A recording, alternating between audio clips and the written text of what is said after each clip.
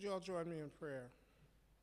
Merciful, loving God, we are ever grateful for the gift and the opportunity to come bringing the finest products of our minds, of our passions for the world, of our formation as your children, in the service of the world that you imagine, the world that you desire, the world that you call all peoples of goodwill to be a part in creating.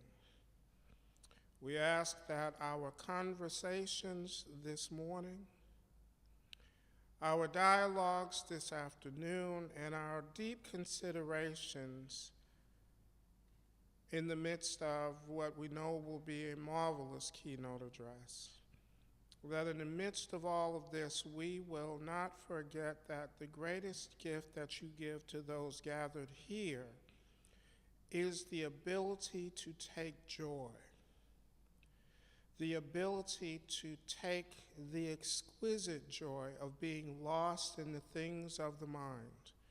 Because at the end of the day, God, we remember that it is what we imagine that we use to make the world. So we ask that you would enliven our imaginations, that you would give us new ways of imagining tomorrow as we bring about significant analyses of today, so that indeed the world that you imagine might be a bit more than a figment of your imagination, but might actually materialize in our midst, so that all might know the flourishing in body and soul to which you promise and you desire for all of creation. Amen.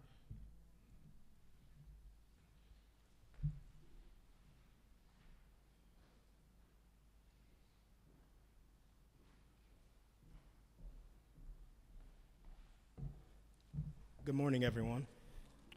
My name is Christopher Hunt. I'm a fourth-year PhD student here at Garrett-Evangelical Theological Seminary, and I have the honor this morning of being your moderator for our faculty discussion and panel, the topic of which is hashtag Black Lives Matter, which, again, is more than just a hashtag, and theological education. The rallying cry, Black Lives Matter, which would grow into what now is an international movement, was created in 2013 by Alicia Garza, Patrice Cullors, and Opal Tometi in the aftermath of the acquittal of Trayvon Martin's murderer.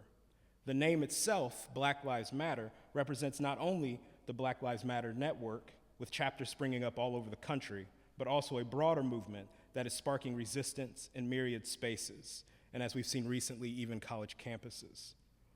So in our moment, we see a flourishing, a resurgence of Black resistance, much of which is taking place under or has been influenced by the Black Lives Matter movement. This topic is deeply important for a theological community, for on the one hand, historically and contemporarily, the workings of white supremacy have been undergirded by particular forms of Christian theological discourse, while on the other hand, faith communities, particularly in the African American community, have served as spaces out of which resistance has flourished. Black faith has and continues to be one of the primary ways in which Black people have said, our lives, our Black lives do indeed matter. But I won't say more about that now because that's what our panel's for. To offer a bit of a roadmap of what's going to take place this morning, we will first have opening comments by each panelist. They'll be around 5 minutes apiece.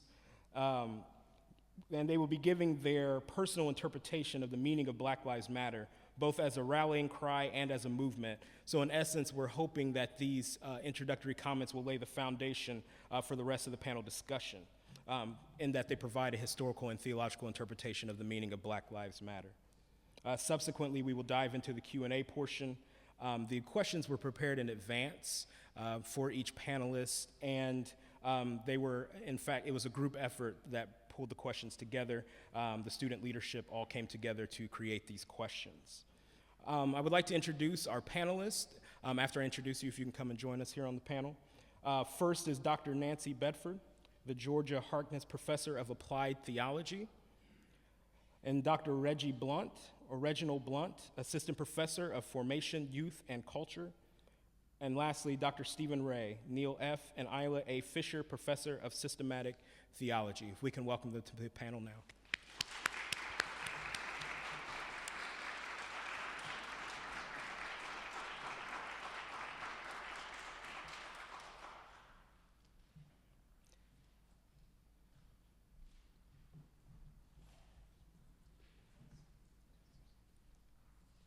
And we can begin with the opening comments in the order that you were introduced.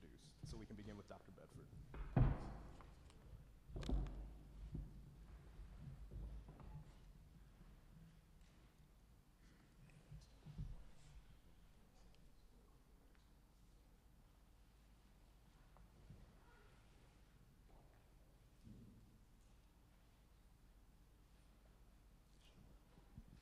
Good morning. Is this working?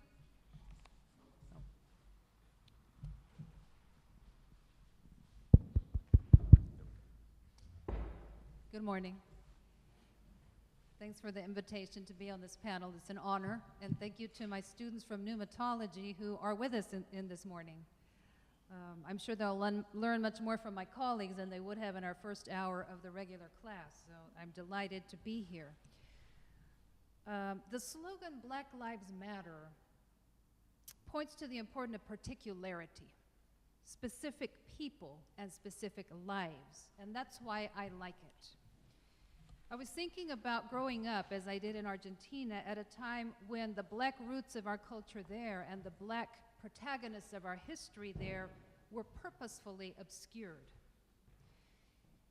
In that context, I met black culture before I met black people, if that makes sense. U.S. black people I'm speaking of. U.S. black culture wafted out of the radio, even under a dictatorship. I heard Chuck Berry, Ella Fitzgerald, and Earth, Wind, and Fire. And at first, they were just North Americans to me, people who sang in English. I didn't think much about the context of that music. But in the small town where I lived, I had a magical ability. I could understand what they were saying. And so, at school, kids would say, ¿Qué dice? ¿Qué quiere decir? Which meant, what are they saying? What does it mean? And so I would decipher the songs. We didn't have the internet in those days. And I remember beginning to hear the difference between the inanities of white pop music and some of what, for example, Stevie Wonder was saying in his songs. I remember the precise moment when I began to listen to those stories and to distinguish themes in what was being sung. Slowly, as my contact with the United States increased, I began to see this culture that I had heard made flesh in particular people. But even before that, I encountered in a used bookstore in Buenos Aires the book the book by James Cone, Teología Negra de la Liberación, A Black Theology of Liberation, and the phrase Dios es negro, God is black. I shared this with my students, and for some reason, maybe because we were in the periphery of the world, even though they would all be coded as white if they were here, it made sense to us. Dios es negro. And it made sense to us that if Dios es negro, there are implications for what that means to being made in the image of God. It ruptured the unspoken presupposition, Dios es blanco, God is white. So when I later came to live in the States, I didn't at first realize the implication that I would not be only learning about this culture, but I would actually be interacting with black lives with that particularity of which I spoke at the beginning. I had learned that black is beautiful long ago from people like the Commodores, Earth, Wind, and Fire, and others. I had learned some of what it meant to say God is black, but now I was going to have the opportunity to learn about the beauty of particular black lives and about the way this society puts particular black lives those very beautiful lives into danger. So the slogan Black Lives Matter puts this succinctly into words for me. It illustrates a way in which universality and particularity work together for the good, as I think they often do when theology is working as it should. Each and every life of each and every Black person in this society matters. What happens to each person is not merely individualistic or particularistic,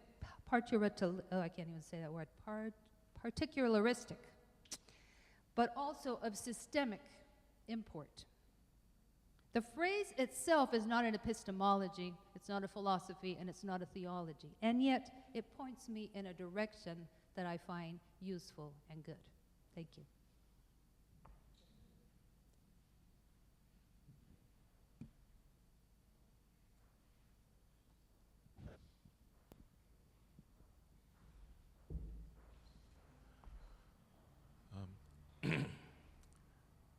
Howard Thurman was being interviewed one day. Howard Thurman, author of Jesus and the Disinherited. Howard Thurman, mystic, religious leader. Some would say the spiritual leader of the civil rights movement. Howard Thurman, his book, Jesus and the Disinherited, went with, it is said, with Dr. King everywhere that he went. Howard Thurman was being interviewed, and he was asked about his grandmother. Some would probably say, Howard Thurman would probably say that his grandmother was probably one of his greatest teachers. She was an enslaved Black woman, and she shared much from her experiences with Thurman. And the question was asked, what do you feel were the most significant things you learned from your grandmother? And Thurman replied, she would talk about the times when a slave preacher was permitted to hold services for the slaves of her masters and all the neighboring plantations. Thurman went on to say, I don't remember how often this happened, but that it happened at all was tremendously important. And then my sister and I would be ever still because we knew what she was going to tell us. And she said this, it didn't matter what the text was, the minister always ended at the same place. Then she would say, he would stand up, start very quietly, and then look around to all of us in the room. And then he would say, you are not slaves, you are not niggers, you are God's children. Thurman went on to say, and you know, when my grandmother said that, she would unconsciously straighten up, head high, and chest out, and a faraway look would come on her face. Thurman went on to say, now, that transmitted an idiom to me, and there was nothing that could happen in my environment that could ever touch this. It gave me my identity, so I didn't have to wait for the revolution. I have never been in search of identity, and I think the explanation is that everything I've ever felt and worked on and believed in was found in a kind of private, almost unconscious autonomy that did not seek vindication in my environment, because it was in me. This is what I tried to pass on to my children. We have to have some way to keep from internalizing our environment's negative judgments about us. As long as I keep the environment external to me, it cannot control me. But when I internalize it, I become captured by it. Now, there's so much in that statement that requires further unpacking, but what I would point to was him saying, what my grandmother said to me gave me identity. The affirmation of the enslaved preacher was, you are not slaves, you are not niggers, you are God's children. I think that's been the same cry of Du Bois when he talked about double consciousness, this desire to claim that I have identity. I believe that Black Lives Matter's cry and movement is not a new cry. It's not a new movement. If anything, it's an awakening It's an ongoing cry. It's an ongoing call of black people for personhood, an ongoing cry for identity, an ongoing cry for the validation that black lives truly have value and worth. And what we find today is not a new cry, not a new movement, but a new context. And it's a context that we must take seriously as we continue to fight to satisfy this cry.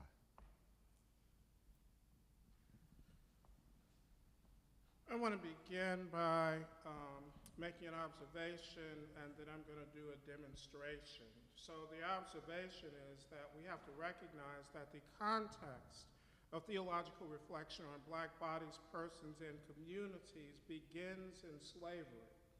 And that leads to two particular consequences. And those two consequences are that most theological reflection on black persons has been either a hermeneutical argument about theological anthropology, like are black people human, and if so, how are they human, or it has been an ethical discourse about the obligation of Christian persons to treat black people as if they are human. I would argue that this entire approach treats black people, black communities, as if they are objects of the white gaze. So as a consequence, there is no deep theological reflection beyond how white folk ought to treat us. And so part of what I believe the challenge that emerges from Black Lives Matter is simply how do we shift from being objects of the white gaze to being the actual subjects of theological construction.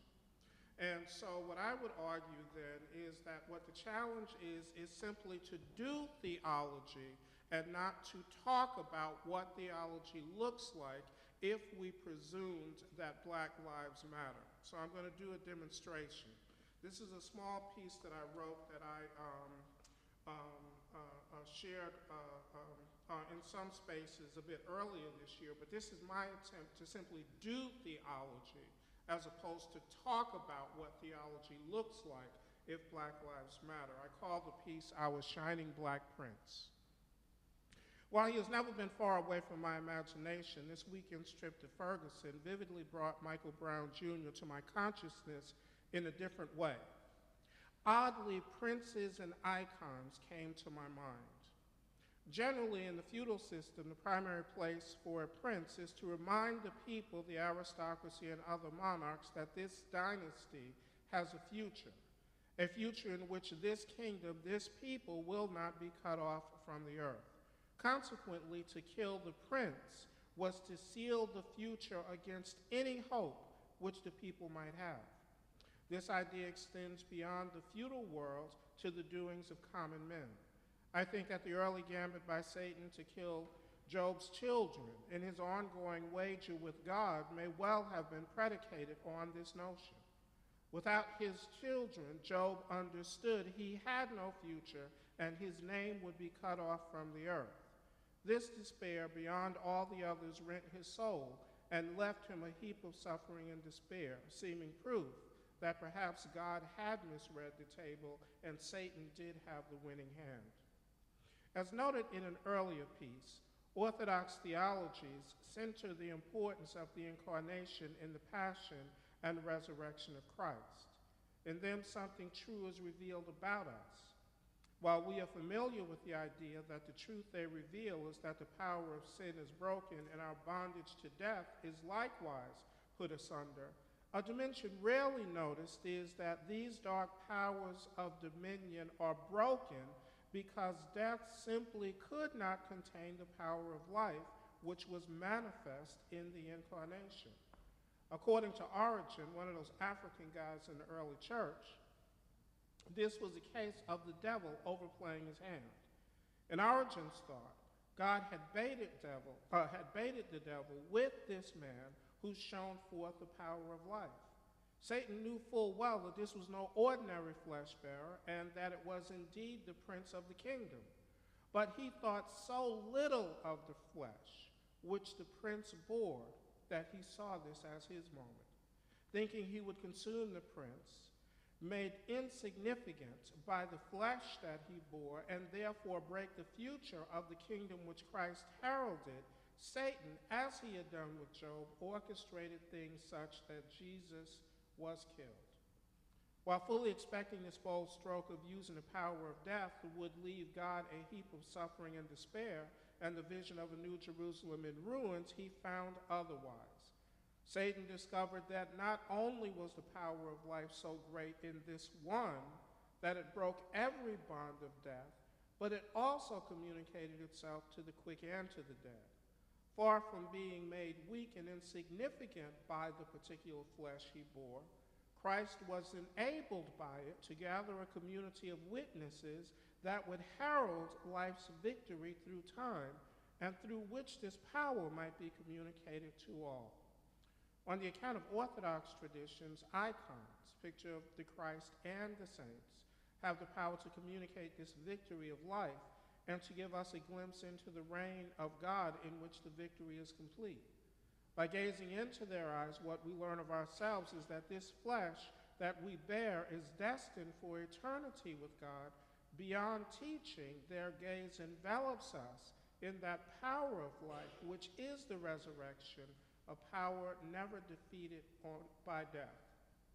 On my return from Ferguson, I've been struck by the way that pictures of Michael Brown Jr. feel as if they are drawing me into a gaze, which communicates some power beyond the photos. Having been in the midst of the community gathered by his death, I fully expected that my theological inclinations would lead me to see pictures of Michael Brown Jr. as a martyr to the evil of white supremacy in a much more powerful way. What I was not expecting was that his eyes would draw me into an encounter with my own black flesh that would invite me to experience it in a salvific way which I had not before. As with Christ, the flesh of Michael Brown Jr. was both invitation to violation and mitigation of the power of life which shone forth from him. His black flesh made him eminently killable in the eyes of many and mitigated any claim of empathy on the hearts of too many others. In my own living, it was this invitation to violation which was most real to me. But when I experienced the community called into being by the Spirit, which was gathered precisely around Mike's black flesh, our black flesh, I knew that God had used his death to communicate something to us all. That communication, simply put, in the unfolding of God's salvific plan for all of creation, Black Lives Matter. Michael Brown Jr. is and will be our shining prince, for from his death God has brought life to us all, and in his gaze we are enveloped in its power. So the challenge is not to talk about what theology looks like when one takes Black Lives Matter seriously, but to simply do theology. Thank you very much. Let's not waste any time. We'll dive right into our questions. The first one requires a little context. On September 18th, 2015, social activist, blogger, and public theologian Rahel Tesfamariam wrote an article for the Washington Post entitled, "Why the Modern Civil Rights Movement Keeps Religious Leaders at Arm's Length." Though she acknowledges the presence of thousands of clergy persons on the front lines of protests in places like Ferguson and Baltimore, she argues that the contemporary Black freedom movement has parted ways with the tactics, hierarchical leadership, and respectability politics of some of the church-led segments of the 1950s and 60s civil rights movement. Do you agree, the question is, do you agree that Black Lives Matter has kept religious leaders at arm's length, and if so, why? And connected to that, how can religious leaders engage the movement in ways that are helpful rather than stifling?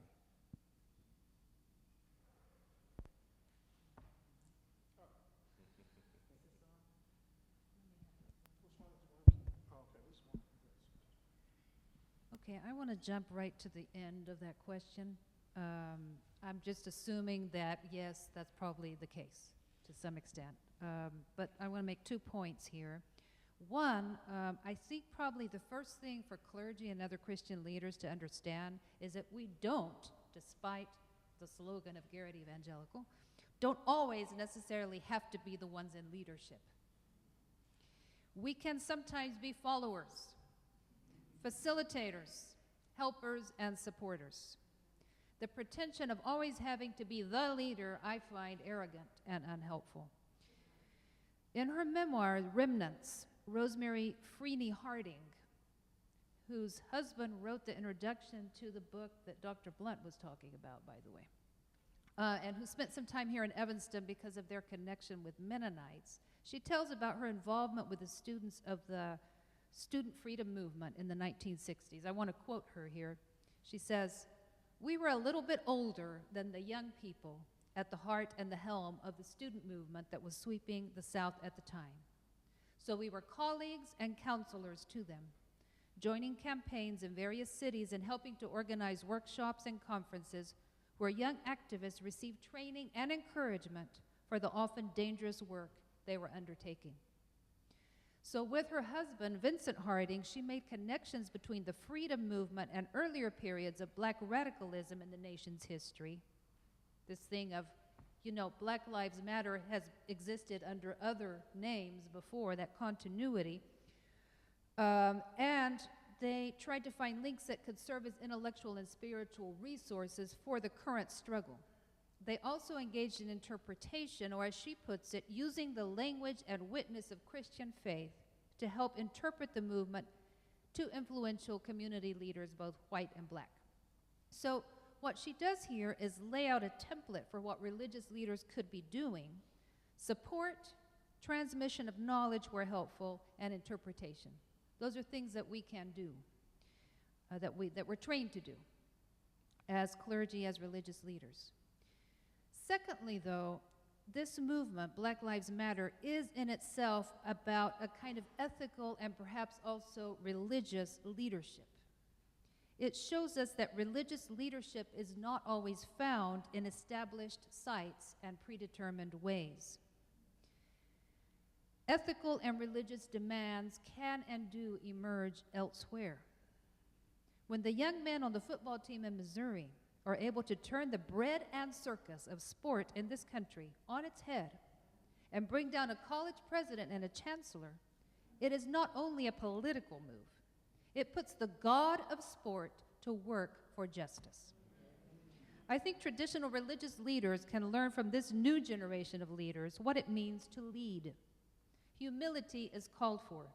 It is not about saying, if I'm not in charge, I don't want to participate, but rather about saying, how can I truly support the justice work of these young people given my networks and my know-how?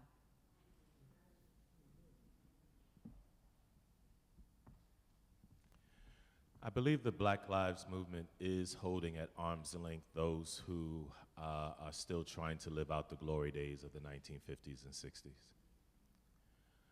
And I believe that the Black Lives Movement is holding at arm's length those who have reached a place of domestication in their faith and in their understanding of the struggle. I mean, clearly there are persons of faith who are on the front lines, but they're holding at arm's length those who have fallen asleep. I don't know what happened post-civil rights. We grew tired. Somehow or another, some of us thought that desegregation was really integration.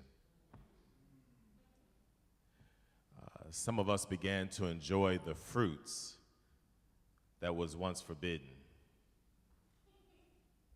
And we began to believe that we really did have access. We got comfortable with Babylonian ways. And the church began focusing inward versus knowing what was going on the streets. And so when we find ourselves in these times, it's not surprising that those who are part of the Black Lives Movement find much of what they see taking place in church irrelevant, because the church had not, for the most part, stayed relevant. I want to just put a little caveat to that, because there are faith communities that are doing awesome work. The challenge is that we don't always get the same publicity that other folk get. And so there is great work that's going on. But there's also parts of the community that has fallen asleep. So if the church is going to be relevant, then it needs to remind itself of an old hymn, a whole hymn that says, "A charge to keep we have," where one of the verses says, "To serve the present age, our calling to fulfill." When we open up our eyes, when we wake ourselves up, and when we look at the situation and conditions that are taking place in the present age, and call upon those things that we know we're called to call upon, to listen and to support, to stand in solidarity, to fight for justice, then I believe that we will be that much more relevant as we stand with those who are on the front lines of Black Lives Matter. Well, I think that the statement is correct, and I think that one of the things that's going on is that the Black Lives Matter movement and those who are thinking of its future intuit something theological and deeply theological, whether they give voice to it or not, and that is that they intuit that the religious landscape of the United States, particularly the Christian landscape, is predominantly a creature of the evolution of evangelicalism in the 19th century and the 20th century. This is particularly true of the Black church. And as I've said in many other spaces, evangelicalism as a theological system inhabits a universe where it cannot imagine what it looks like for black flesh to flourish. It can imagine what it looks like for black flesh to survive against the onslaughts of white supremacy, the onslaughts of Satan, but that's a very different thing than talking about a theological system that can imagine black flourishing. And I think that what ends up happening is that Black Lives Matter, the movement, understands that religious practices, religious organizations, religious people who are motivated out of that universe will always put something ahead of the flourishing of all black flesh. So, the church will talk about who it is that you wake up next to in the morning as if that's of salvific consequence. Well, no, God doesn't give a damn. It will end up talking about the most significant sort of thing that you can do is to pull up your pants, when at the end of the day, that will not save you. It will talk about the most significant sort of thing that we can do in our enactment of our Christian identity is forgive those who slaughter us, even in the house of worship. That will not save you. The universe of theological understanding that emerges from evangelicalism cannot, I repeat, cannot imagine what a universe is in which black flesh flourishes. They can only imagine a universe in which you are able to modulate the degree of suffering which black flesh must endure before that great getting up morning. Thank you very much. This next question is a two-part question. Some would argue that one of the best places to have productive conversations about race are local religious communities, though conversations like this don't happen often enough. How can faith communities address racial justice as part of their practice, and what theological and cultural realities serve to hinder this work in faith communities? Well, the biggest thing that hinders it is something that Ta-Nehisi Coates talks about, and that is the segregated reality of American life. And what I mean by that is that because of what happened in the 1950s and 60s, vast and significant majorities of white people have no regular contact with black people. So as a consequence, what ends up happening is that we exist as figments of their imagination. And there's a significant and substantial sort of way that if faith communities don't take that seriously, then they will continue to simply replicate that. And they'll continue to replicate that which I described as black people being an object of the white imagination. So I think that the one step that I would suggest is that if churches, and they're not going to do this, because churches are people's constructions, is to recognize that we can't be church in this way. So that if I walk into a church and it's a monochromatic reality in which those who are the primary beneficiaries of the system of white supremacy are the only ones who gathered, I should flee as if I just walked into a coven of the devil's worshipers. Because what's going to happen is that I will legitimate, once again, religiously, all of the presumptions that undergird the regime of white supremacy, because I have no one to challenge that by the presence of their humanity. And I think that what that means for us in theological education is to get to the point where we recognize that absent significant sorts of attention to what we embody, right? So, I'm an old-line Calvinist. I don't give a damn what you think. I don't care what's on your heart. That's between you and God. What do you do in the world? So what that means for theological education, what does your student body look like? What does your administration look like? What does your staff look like? Because whatever it looks like, that is the God that you worship.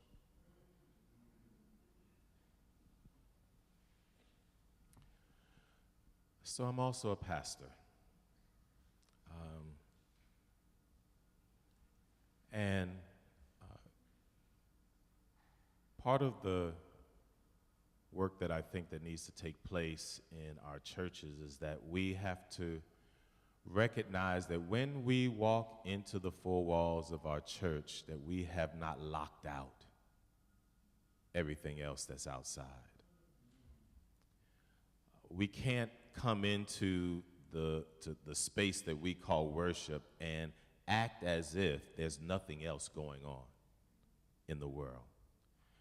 There has to be something in the prayer. There has to be something in the sermon. There has to be something in the Bible study. There has to be something in whatever Christian education is taking place within that church that recognizes that there is injustice taking place and that there is something that God is calling us to do related to that. We have to see ourselves as agents of hope and begin asking ourselves, how do we engage, how do we really and truly live out what it means to be an agent of hope in the world? We have to go outside of our doors and we got to look around and say, where are we asked to stand in solidarity? Where are we asked to speak out? Where are we asked to heal? Where are we asked to make a difference? Where we are. We can't just come into the doors for those 2 hours, act as if the world is all right and there's nothing going on, and then go back out as if nothing is happening. We have to, if we're going to be faithful to the Christ that we say we serve, and now I'm also thinking too, we need a new model of Jesus in our church. I'm about tired of a domesticated Jesus. Dr. Blount, what Jesus will you preach? That is the question I always ask. I was having some conversation with Starsky Wilson, and we were talking about Holy Week. And he said, and we were talking about what would it mean if part of what we do on Holy Week is that we have a turn over the tables a day. What would that look like? That's part of Holy Week, right? We need a revolutionary Jesus. We need a turn over the tables Jesus. We need to upset the status quo Jesus that we're preaching about. We need a Jesus that that speaks to and confronts issues of oppression, and know that in that work, that's where salvation lies. That's where setting people free lies. That's where healing lies. We don't need a meek and mild Jesus, because that's not who he was. Well, I'll just say this. We can't always eat comfort food at the Lord's table.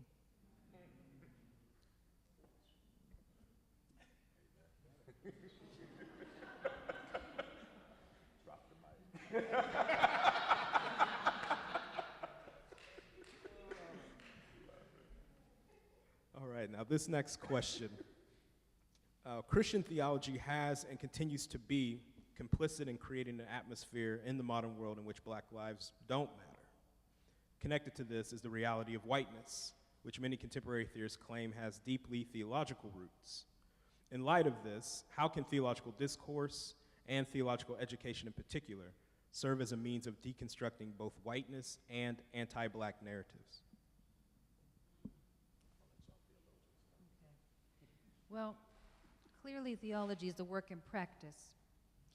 For me, it entails a mystagogical dimension. That means it's a way of engaging our whole selves in working out the material implications of faith in Christ. So it's not about a set of predicates set in stone. It requires self-awareness, self-critique, or put theologically, spiritual discernment.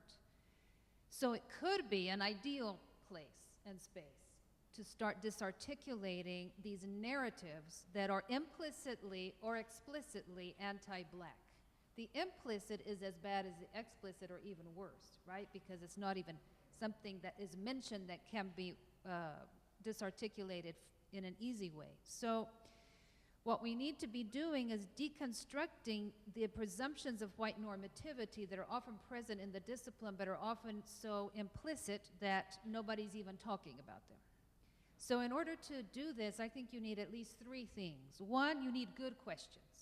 You need questions that undermine hegemonic common sense, like this question of, what about a Holy Week with turning over the tables? You need good working premises.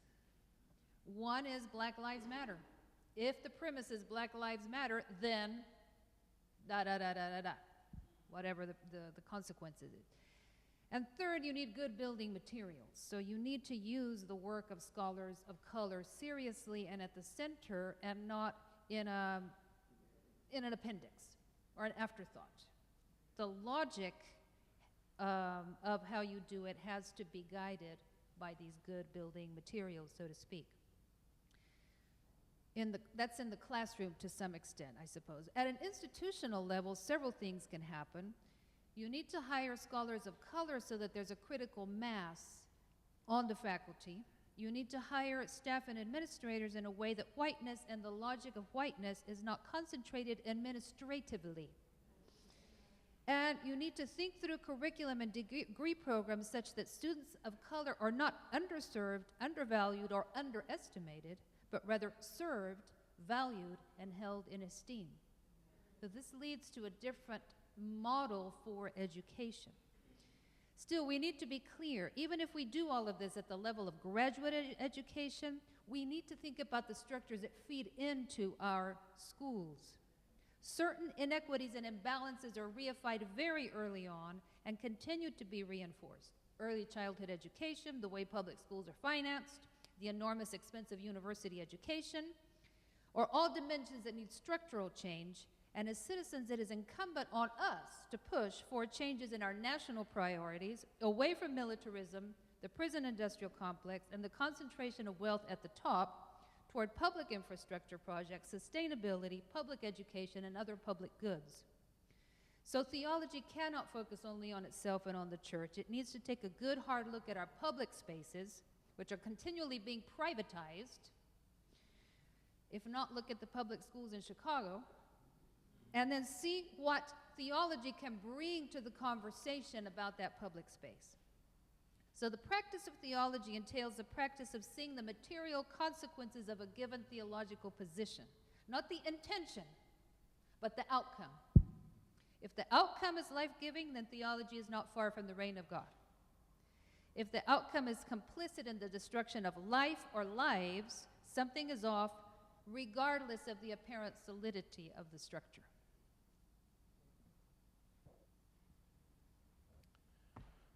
So work with me because I'm working this, I'm thinking through this out loud.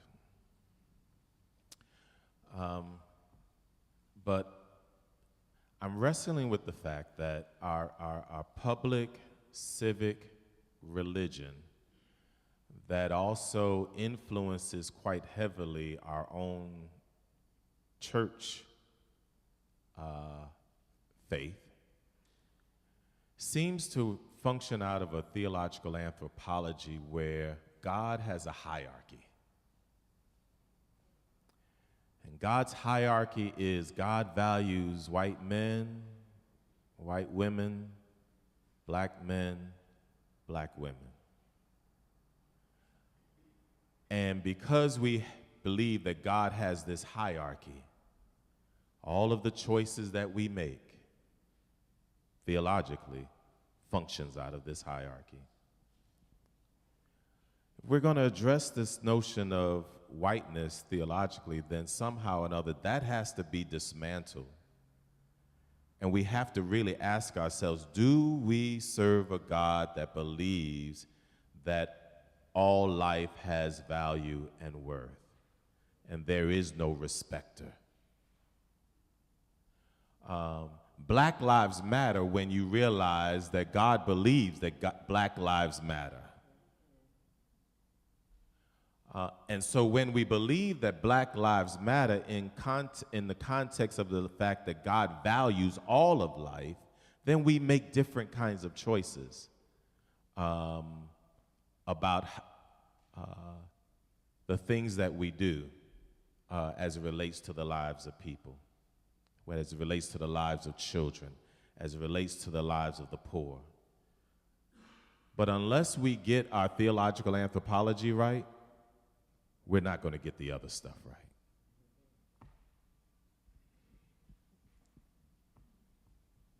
Well, I think thank you to profoundly eloquent comment from a theologian. Thank you, sir. Okay. I want to start by pointing to what is my operative paradigm for all the work that I do, and I got it when I was a graduate student, because you actually can learn something when you're a graduate student. Stanley Aronowitz, in a significant work, had the idea that theory is always 20 years ahead of its usefulness. So all theory is creating cultural currency that won't have its real value for at least 20 years. So what that means is that becomes the paradigm for my work, because in terms of encountering these realities that you're talking about, I do so by doing theology, right? Not by sort of trying to create immediate cultural currency, but by doing the hard theological work of asking the questions that interrogate the operation of white supremacy, and then engaging in theological practices that proceed as not simply an assault upon those normativities, those ideas, but actually creating another kind of theological currency that may be available and be able to be usefully applied, because the Black Lives Matter movement has to some significant ways been successful. It will be presumed 20 years from now that blackness and whiteness is something different. So what have I created as a theologian that can be cultural currency, theological currency for that time? So the piece that I started off my comments with is one of those enactments. And I mean, I do it in all of my work. Because quite simply, I mean, how many of you all, and I mean, you don't have to feel bad for saying you didn't think about it, and if you did, I take my hat off to you. How many of you all saw what was going on in Ferguson, looked at Michael Brown, and Origin came to mind? right? That's what a Christian theologian does. A Christian theologian takes the grand sweep of the entire Christian tradition and brings it to bear on trying to make sense of what is going on today so that she or he may create currency that will be the tradition that is passed on to the next generation.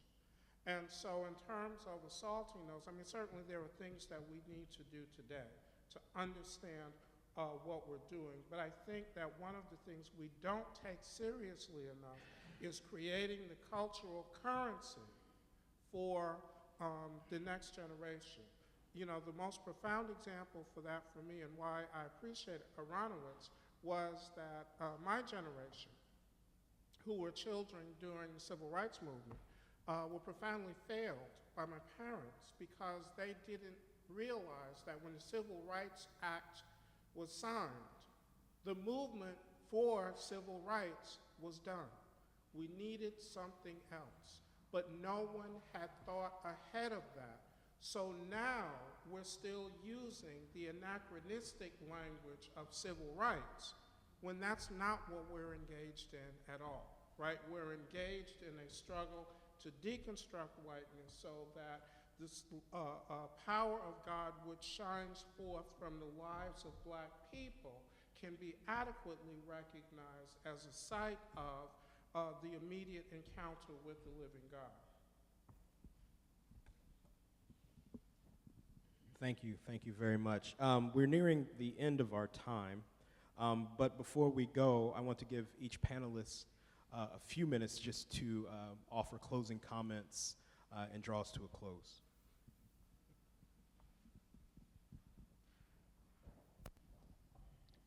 Okay, I had other things that I answered of those questions that I'm not going to say.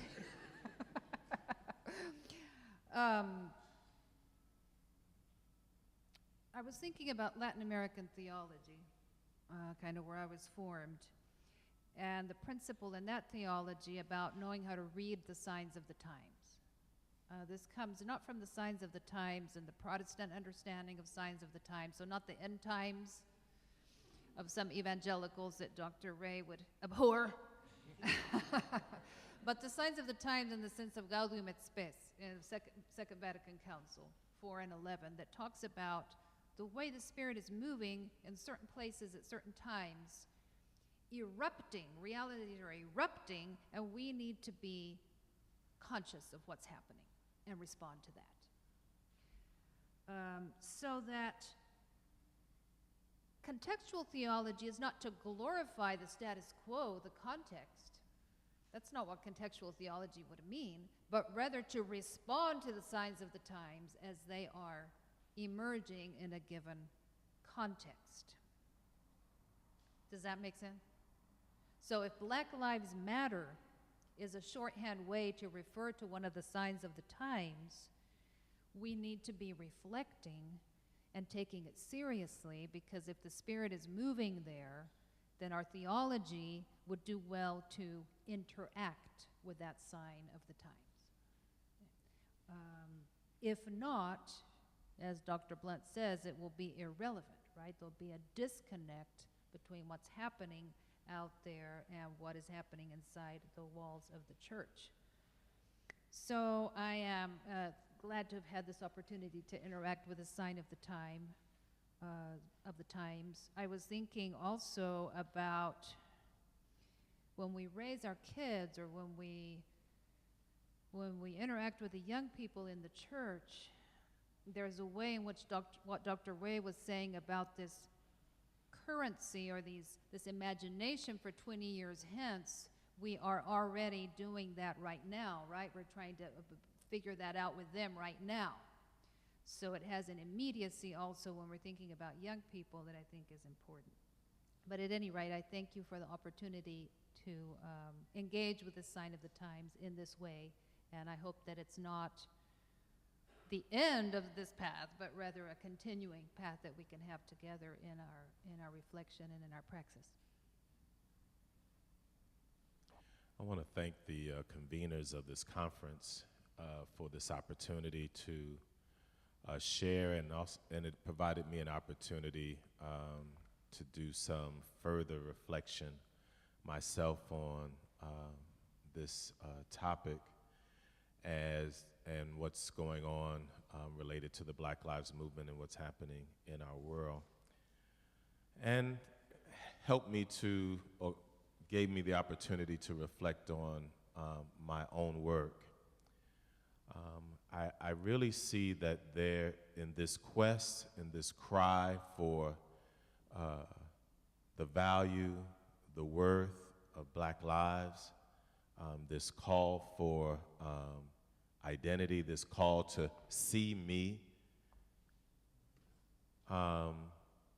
There's exterior work that's going on, and then there's interior work that's also going on as well. There's that exterior work of fighting public policy and need for and engaging in issues of justice making in that arena. But there's also interior work. We can get all of the validation necessary from an exterior standpoint. But if we haven't gotten to the place where we believe that also within ourselves, then we're still at a deficit. And so when I'm trying to make sense of where do I fit, what am I called to do in this work, I'm at rest in recognizing that my work is helping people with the interior, as I stand in solidarity with the folk who are doing the exterior work. I want to help folk claim agency. I want to be like Thurman when he says that no matter what the external environment stuff is going on, I know who I am inside. I tell my classes that I believe the purpose of Christian education is to set people free. Free to be children of God and free to be co-creators with God. That presupposes a sense of bondage that folk are wrestling with. And the interior work is to heal that trauma internally so that they may live out that sense of identity, that sense of value, that sense of worth, as we're also fighting to deal with the exterior stuff that's going on. So thank you for this opportunity. I too would like to add my thanks to the convening committee who brought this conference together for this panel, as well as all of you who are in attendance. And I think I just want to make two observations and then a plea.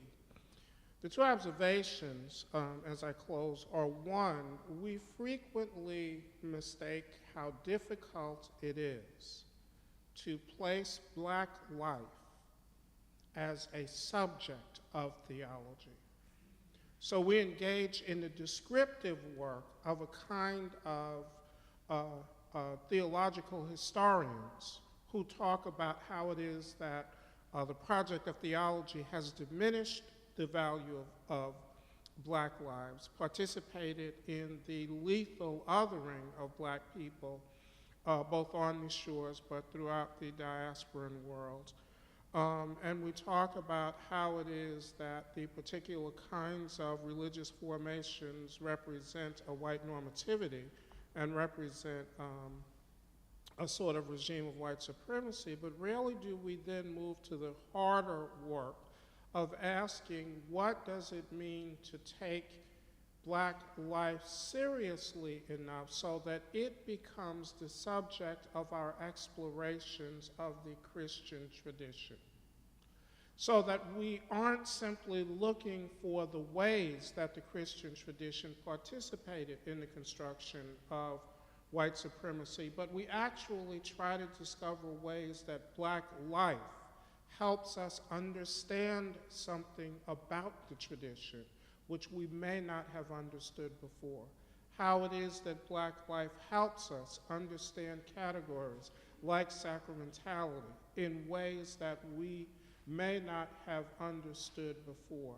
How it is that Black life helps us understand what it means to transform oneself through the rite of baptism into a new creation in a way that we may not have understood before. How it is that black life, as black life, helps us to understand what it means for God to incarnate God's own self, taking on flesh that was so despised by the devil that the devil thought that it was easily diminished. These are all the questions that I think are required, because that then is when you're doing theology as if Black Lives Matter, right? You're doing theology as if Black lives are a site of the revelation of the divine, not as if those who are the theological defenders of Black life are God working in the world, because then we're still just objects of the white theological imagination. So those are the sort of observations and the plea that I have, and I'm speaking very specifically to you all as graduate students. I need some help. I mean, really, I need some help out here.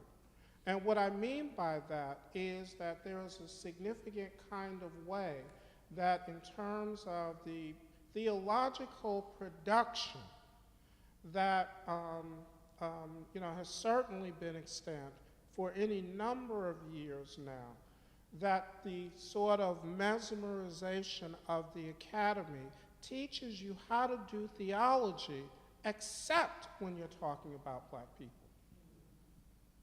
And so what I would love to come out of this conference would be 20 years from now, that some of you all gathered here would have taken the project of theology seriously enough so that it is a different animal 20 years from now because of Black Lives Matter as a movement today.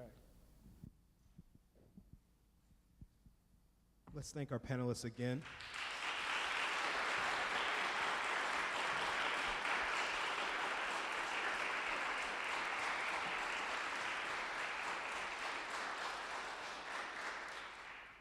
Thank you for your brilliant insight. This was a fruitful panel.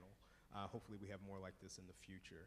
Now I think that we are breaking until 10:10 and then reconvening here. All right, thank you very much for your attendance.